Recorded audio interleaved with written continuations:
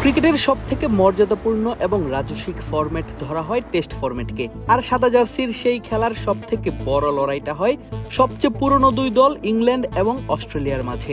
দুই দেশের মধ্যকার অ্যাশেজকে ধরা হয় মর্যাদার লড়াই হিসেবেই। আর সেখানেই সবশেষ অ্যাশেজ সিরিজে ইংল্যান্ড দেখে লজ্জার হার। 5 ম্যাচের সিরিজে ইংলিশদের 4-1 ব্যবধানে হারায় অজিরা। আর অস্ট্রেলিয়ায় গিয়ে এমন হারের 3 মাস কেটে গেলেও এখনো ব্যথা ভুলতে পারছেন না ইংলিশ অধিনায়ক বেন স্টোকস। পুরো সিরিজে ইংল্যান্ড জয় পেয়েছে শুধুমাত্র মেলবোর্নে অনুষ্ঠিত হওয়া বক্সিং ডে টেস্টে। পার্থ, ব্রিসবেন, এডিলেড এবং সিডনিতে দেখে পরাজয়।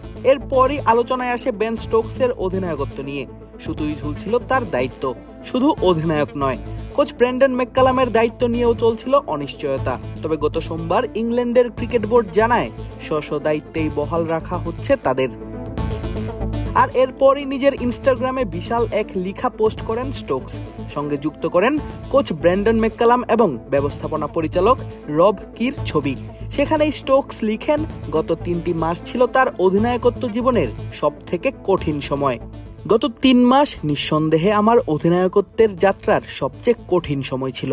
এটি নানাভাবে আমাকে পরীক্ষা করেছে এবং আমি নিশ্চিত যে অন্য সব অধিনায়কও এই পরিস্থিতির মধ্য দিয়ে গেছেন। ইংল্যান্ডের অধিনায়ক হতে পারা যে কোনো ক্রিকেটারের জন্য সর্বোচ্চ সম্মান এবং আমি এটিকে হালকাভাবে নিই না। এর ভালো দিক আছে, খারাপ দিকও আছে। এটা হাসায় আবার কাঁদাতেও চায়।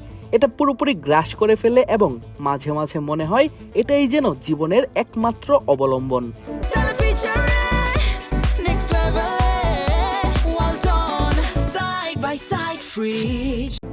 শুধু যে দলই দেখেছে অস্ট্রেলিয়ার বিপক্ষের সিরিজে করুণ পরাজয় এমনটা নয়।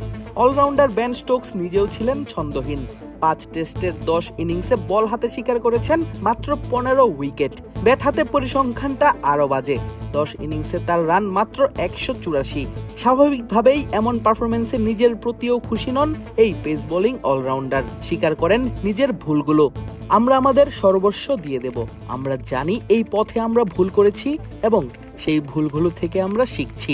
সাফল্যের চেয়ে ব্যর্থতা থেকে বেশি শেখা যায়।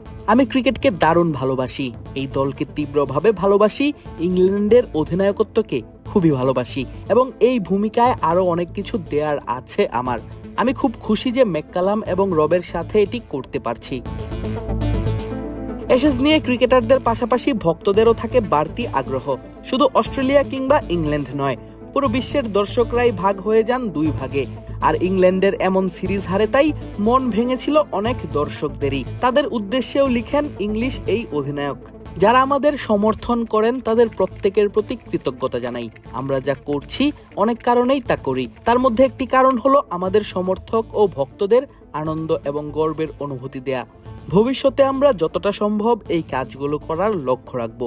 আগামী জুনে টেস্ট ম্যাচ গ্রীষ্মের শুরুতে আবার আপনাদের সবার সাথে দেখা হবে।